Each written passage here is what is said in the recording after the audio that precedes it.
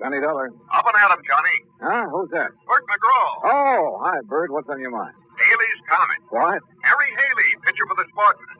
They call his fastball Haley's Comet. Oh, yeah, sure. Great guy. Reminded me of a cross between Schoolboy Rowe and Bob Feller. Sure too bad about him and the Spartans. Breaks my heart. Oh, why? Haley's disappeared, and right in the middle of spring training. Well, maybe he got tired of playing ball. You kidding? A man that pitches like he does and is making $60,000 a year doing it? Your company hold a policy on him? The $50,000 double indemnity. But that's incidental. The Spartans don't stand a chance this year without Haley. You're wrong, Bert. Huh? What about? That policy. $100,000's never incidental.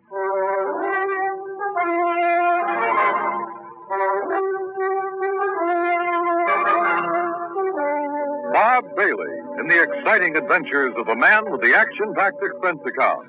America's fabulous freelance insurance investigator. Yours truly, Johnny Dollar. And now, Act One of yours truly, Johnny Dollar.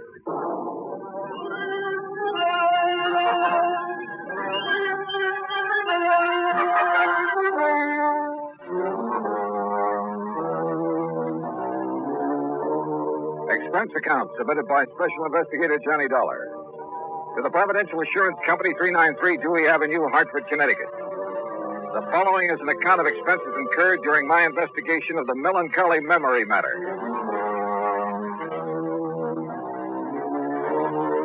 Expense account item 1, $1.20, taxi from my apartment to Bert McGraw's office. Bert's a large man with a voice to match.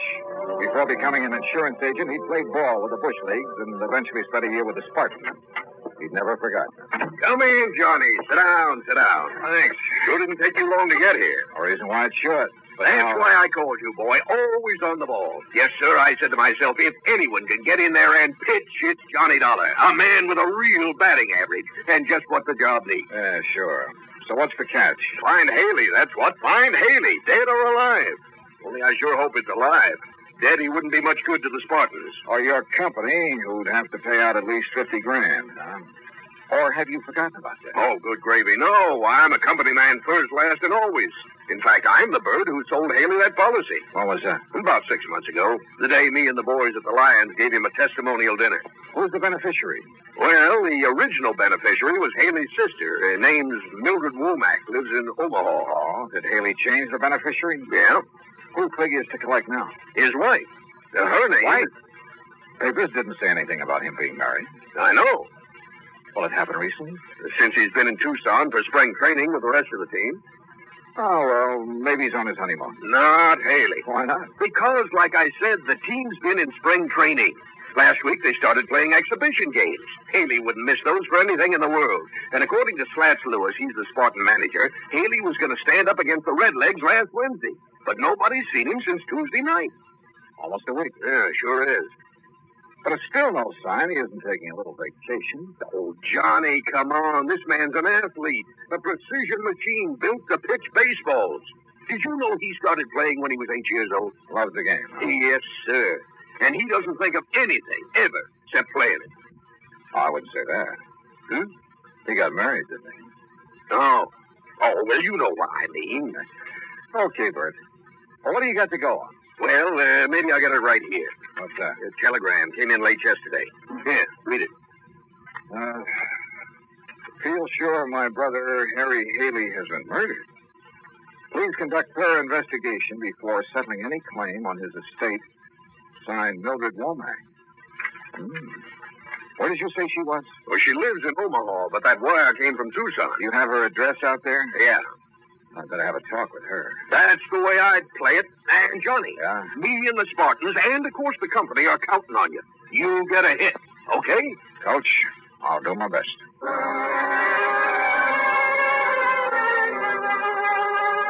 Expense account item 2, 10 cents for an afternoon paper. It contained a follow-up story on Haley's disappearance with a quote from his sister Mildred. But again, there was no mention of Haley's wife. Item 3, $148 air travel to Tucson and cab fare to the Westin Hotel. I called the Casa Grande Motel where Mildred Womack was staying, then rented a car and drove out to it. It was on the highway to Nogales, and she was waiting for me. A tall, thin woman, obviously Haley's older sister. I followed her in and sat down on a stiff chair between the bed and the dresser. You ever see Harry play, Mr. Dollar? No, ma'am. I'm afraid that's something I've missed. Oh. Well, this is his picture in case you want to know what he looks like. I've seen pictures of him in the papers and newsreels, Mrs. Womack. Handsome man, ain't he? And famous. Too famous. All that publicity about his new contract, that's what started the trouble. How do you mean? If he'd never reached the big leagues, he'd be alive today. Do you really believe he's dead? Of course I do. Did you read my telegram? Well, yes, ma'am. But do you have any proof of his death? Have all I need. Would you mind telling me what it is? The record of my brother's doings before I came to Arizona. Oh? I didn't get out here until the day before he disappeared. I came because Harry wasn't writing to me like he was supposed to, so I hired me a detective to find out what he was doing with his time. You hired a detective to follow your brother? There's no law against it. No. Especially when I suspected something was wrong. Yeah, I've had to watch out for Harry since our pa died 12 years ago. How old is your brother? 25. That's physically. But he's still a baby. Mrs. Womack, about this proof you have. I'll get to it. See, before Harry signed up with the Spartans, he never had nothing. And after last year, well, now they're paying him a heap of money. Naturally, a man like him, simple and all, why, he was just like a ripe melon waiting for some little chippy to come along and pick him off the vine, which is just what happened. Then you know he's married. Of course I know, but I wouldn't have known if it hadn't been for that detective, Mr. Oglethorpe. You know why he kept his marriage a secret? Sure. Same reason I've tried to keep it one. What's that? Well, now, if you've got around broadcasting it, if you woke up some morning and found yourself hitched to a person called Juanita Torres. I don't know. I met the lady. She ain't no lady, Mr. Dollar. Torres, Mexican. So? Well, you know. Afraid I don't. Oh, no. Well, this Juanita, she works in a nightclub. Dance, that she calls it. That's what Oglethorpe told you? That's right. The way I figure it, Harry must have been good and drunk to let her talk him into marrying her. Have you met her? Hope not. And don't plan to, neither. Well, don't you think that's being a little unfair, Mrs. Womack? I don't need to. I got all the information I needed from Mr. Oglethorpe's report. Little gold digger. But she's a horrible, cheap, painted dancing girl. You're sure of that? I am. As soon as she could, she had Harry change his life insurance, making her the beneficiary. And that was like putting a gun in her hand. And you think she had something to do with his disappearance? It's murder. It ain't no disappearance. That's a very serious charge, Mrs. Womack. But she is serious. Mister, Harry didn't run off. Leave me. He had no reason to. There wasn't no reason for him to leave without telling anybody. You're sure of that? You find the reason. I'll change my mind. When I finally got away from Mildred Womack, I headed cross town to the Oglethorpe Detective Agency. Mr. Oglethorpe wasn't in, so I left word for him to call me, then stop by Tucson's police headquarters. Lieutenant Snyder was in his office eating his lunch out of a paper bag. Dollar, come in. Pull up a chair. Thanks, Lieutenant. You like hard-boiled eggs? Sometimes. Me too, sometimes, but not every day like my wife thinks I do. You want it? No, thanks. Me either. Sergeant tells me you hear about that Haley case. Yeah, that's right. That's not much, but you're welcome to anything we have on it. Well, what do you think's happened to him, Lieutenant? I don't know. When I'm around that sister of his, I'm convinced he's been murdered. When I start thinking about it logically. Yeah? Well, if he was murdered, where's his car, for instance? That missing, too? It sure is. Bright new red convertible. Well, if you got the license, it shouldn't be too hard to find. And like Haley shouldn't be either. Face as well known as his, you'd think somebody'd spot him. Dollar, we got an all-points bulletin out on both sides of the border, but so far nothing. Just how far is the border from here, Lieutenant? About an hour's drive. Could be down there someplace. Yeah, but like his sister said, why would he leave his team, his friends, his sister, all of them, without even a goodbye? No, it's got me. What's his wife say? Oh, didn't you know? No, what? She's gone, too. Disappeared the same day Haley did.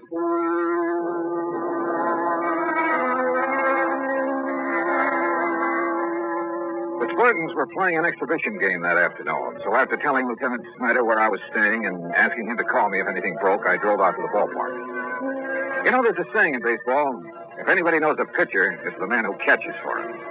And the Spartan catcher was Crawfish Crawford. After the game, I sent word into him. A few minutes later, was standing in the steam-filled locker room. I figured one of you insurance men would be showing up. You knew about his policy, huh, Crawford? Crawfish will do. Yeah, every man on the team knew about it. We've been after him to get something like that. Start saving his money. Hand me that towel, will you? Yeah, sure. Thank you. Now, what was it you wanted for me to tell you? Anything you can about Haley's disappearance. Well, there ain't nothing much to tell. Well, did you see him at all the day he disappeared? Sure. He was my roommate. This was our second year together. A real nice boy. Picked up his clothes, showered every day, didn't snore. Are any of his clothes missing? No, nothing. He even left his razor and toothbrush behind. What about his wife? Why? Oh, now don't tell me you didn't know he was married. Well? Wasn't much he didn't tell me. But when he'd tell me something he didn't want talked about, I always told him I wouldn't open my mouth to nobody. Don't figure on doing it now. But it's no secret. The afternoon papers are playing his marriage up big. Well, then I reckon it's all right.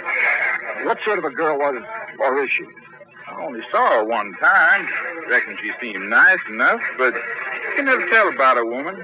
Boy, I remember one time down in Beaumont, Texas, there was this gal, and she looked so sweet, but what she done to me, ooh-wee. Yeah, well, let's get back to Haley. How is he doing this year? Well, it was off, way off. But being in love like he was, well, that can hurt any man's control. Are you sure being in love was the only thing bothering him? I don't know what else could have been. But if I think of something, I'll let you know. Okay, Crawfish. I couldn't make up my mind about Crawfish. I didn't know if he'd held out on me or if he just didn't have any information that would help me find Haley.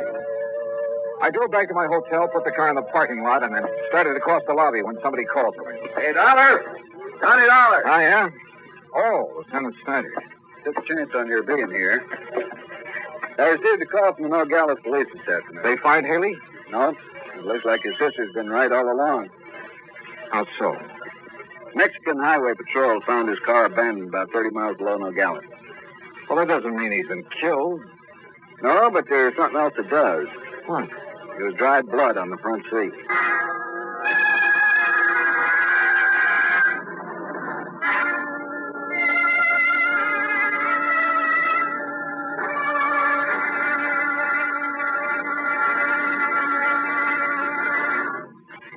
Act 2 of yours truly, Johnny Dollar, in a moment.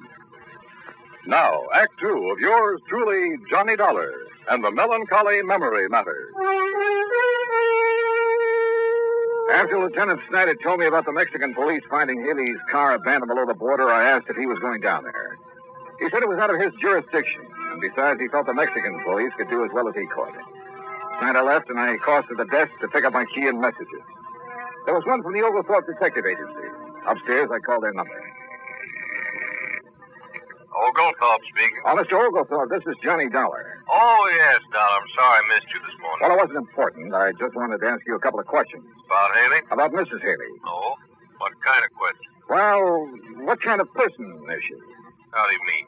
Do you think she married Haley for his money? I don't think nothing. I don't get paid for thinking. Just for reporting what I see. Well, what have you heard about her? You've been in the place where she worked, haven't you? Why, sure, but like with everybody, some folks liked her, some didn't. Look here, Dollar. You want me to do your job for you, fine, but you got to come up with some cash. I might. If you can answer this one. Try me. Where's she from? What's her hometown? Easy. Place called Magdalena. About 50 miles below the Mexican border. Things were beginning to add up, but the total didn't look too good for Haley, or for his wife either. And as much as I hated believing it, it did look as if Haley's sister, Mildred Womack, was right when she said the Mexican girl her brother had married was responsible for his disappearance. I called down for a drink and was getting ready to take a shower when somebody pounded on the door. Yeah, come in. It's unlocked. Just put it on. Oh, Crawfish. Yeah.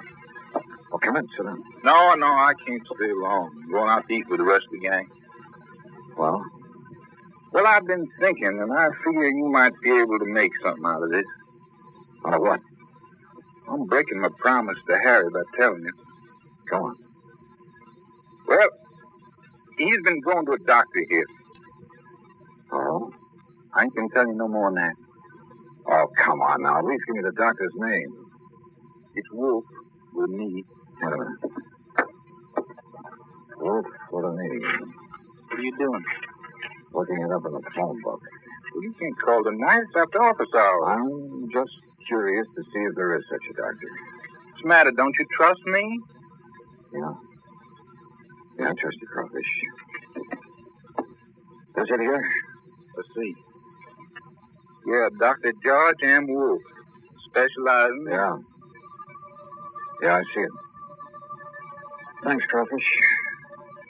You've given me the one thing I had to know. By the time I had the car checked over and filled with gas, it was about 8:30.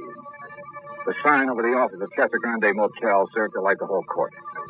Mrs. Womack's bungalow was dark, but I knocked on the door anyway. Yes? Who is it? Johnny Dollar.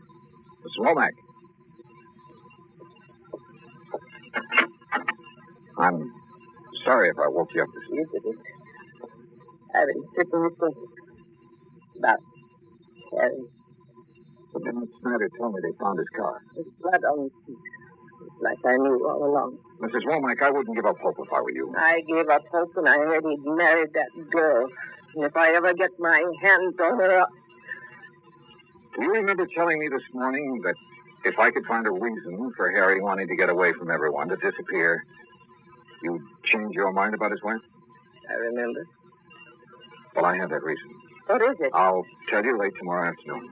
Tomorrow afternoon? Yes, ma'am. Provided you'll be ready to leave here with me at 8 in the morning. Leave for A where? little town south of the border. It's called Magdalena.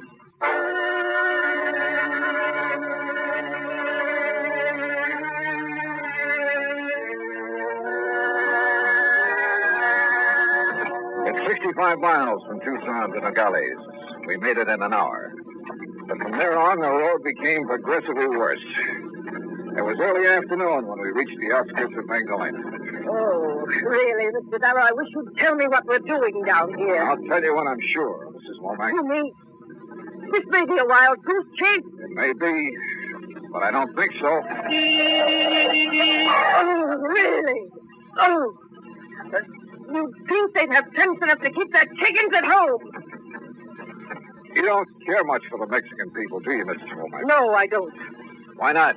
You know? I sure do. Because they're so poor and dirty. By our standards, I guess some of them are poor. But as for being dirty, have you ever seen American ditch diggers or farmers after a hard day's work? Well, what about their children? They're always filthy. Like those over there. Huh? Where? In that field. See them? Yeah. Yeah, I sure do. Mr. Dollar, what are you doing? Be right back. Mr. Dollar?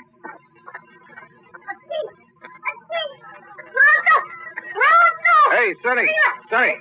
Machado. Come over here a minute.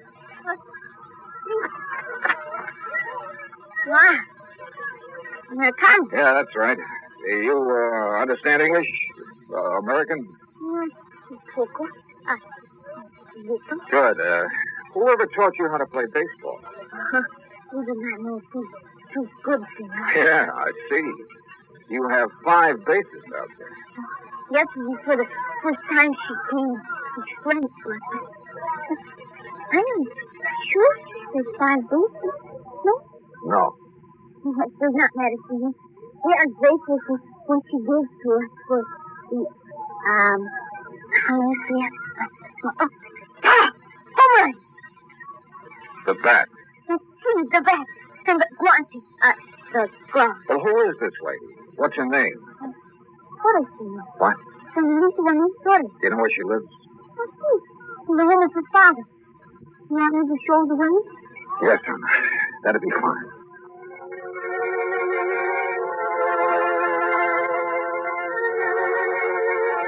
The Torres family home was a large, rambling ranch house made of red brick and tile. I parked the car near the front door and we got out. I still hadn't told Mildred Womack why we were there. I only told her whose house it was. A servant escorted us into the living room, then left us alone. Really? Listen, Mr. Dollar. Yeah? What is it now? Don't you understand how I feel? You think I can face these terrorist people after that little daughter has got away with my property? Your brother hasn't been done away with, Mrs. Womack. Oh, you aren't really sure of that. I'm not sure of anything. Whose blood did they find on the front seat of his car? Why not ask him? Him? Your brother. He's standing there in the doorway right behind you. Harry? Hello, Mildred. Oh, Harry. Oh, I'm so glad. I'm so very glad. Are you? Oh, why, of course, I thought. Oh, everything was I thought. I'll bet. Now, you hurry and get your things together, dear. We'll let Mr. Dollar drive us back to civilization. I'm not going back, Mildred. Oh, I hoped you'd never find me. Harry, why? Oh, I've been so worried about you. I wanted to get away from you for good, Mildred. What? I'll never forget the things you said to me about Juanita. Oh, Harry, after all... They made me sick, you hear? You know what she did, mister? She invited me over to dinner, not me and my wife, just me. Last Tuesday night. Yeah. And when I got there, and I should have known what she had in the back of her mind, she tried everything she could to get me to leave Juanita, including calling me names and telling me what a dirty, sneaking detective had found out about Juanita. It was all true. Even if it was true, who cares what she did before we were married or what I did? Harry, you shouldn't talk to me like this after all the things I've done for you. Oh, I've now, taken care of don't you. give me that routine, Mildred. I'm sick of it. Ever since I was a kid. But I did everything for you, even after you grew up. Sure. Even tagging along every year to spring training to see that I behaved like a nice little boy. Harry. Well, ain't it the truth? I had to protect you, Harry. Yeah. Don't you understand? You're all I have. You can get a husband. Have him leave me like Joe did. Joe left you because you were so busy making a fuss over me you never had time to even cook his meals. Oh, Harry. Oh, Harry, please. You. Your name, Dollar? That's right. Insurance investigator. We thought perhaps you... You met up with an accident, huh? Yeah. What about that blood in your car? Hit a chicken on the way down here. We were a little tight by then. Thought the blood would make it look like we'd been killed. Nobody come looking for us. Why didn't you take your clothes? 2 reasons. When we left Tucson that night, we hadn't planned on disappearing. What's the other one? Mildred bought most of them for me. Harry, don't hurt me, please. I couldn't stand it if I thought you were... Get her out of here, No, Dollar. no, I won't leave. Go on back to Omaha, Mildred. Back to your roses and your cat. I never want to see you again.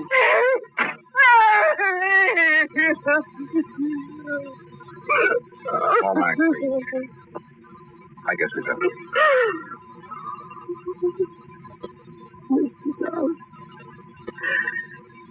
And I've been wrong all this time.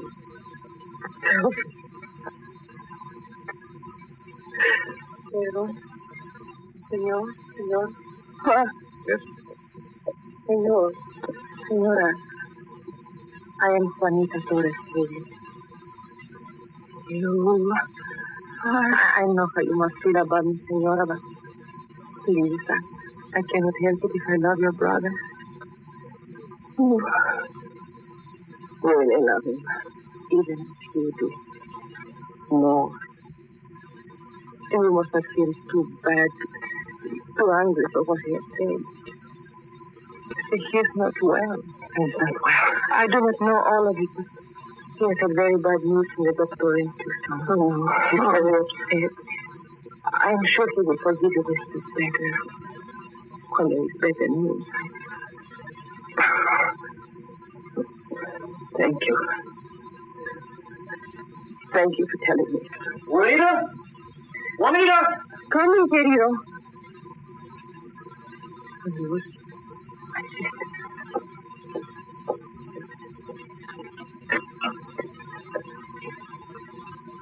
Well, She's a lovely girl, isn't she? yeah. You see it, senor? She's just left. Yeah, we saw her, thanks. 5 spaces. You tell him that was wrong? No, that's something you'll have to do. Oh. I will. Adios.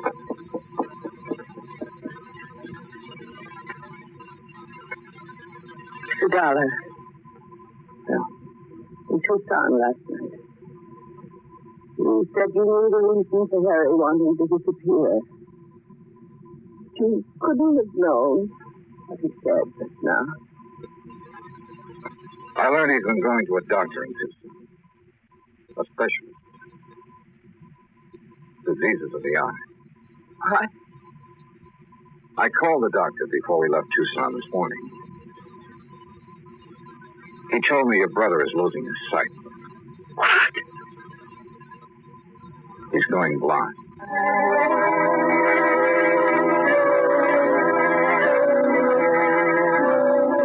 Some people you just can't figure.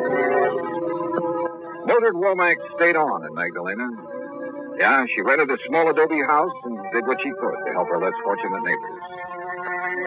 Harry Haley never played ball again. But he retained enough of his sight to show the junior Magdalena Spartans the difference between 4 bases and 5. Expense account total, including car rental, hotel bill, incidentals, and transportation back to Hartford, $579.12. Yours truly, Johnny Dollar.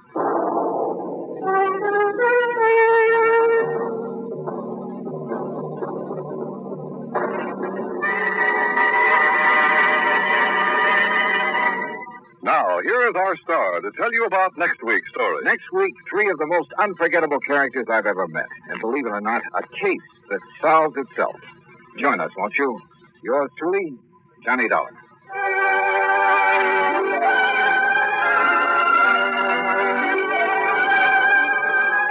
Yours truly, Johnny Dollar, starring Bob Bailey, originates in Hollywood. Written by Charles B. Smith, it is produced and directed by Jack Johnstone. Heard in our cast were Virginia Gregg, Lillian Bayef, Richard Beals, Barney Phillips, Frank Nelson, Harry Bartell, Dick Crenna, and Lawrence Dobkin. Musical supervision is by Amerigo Marino.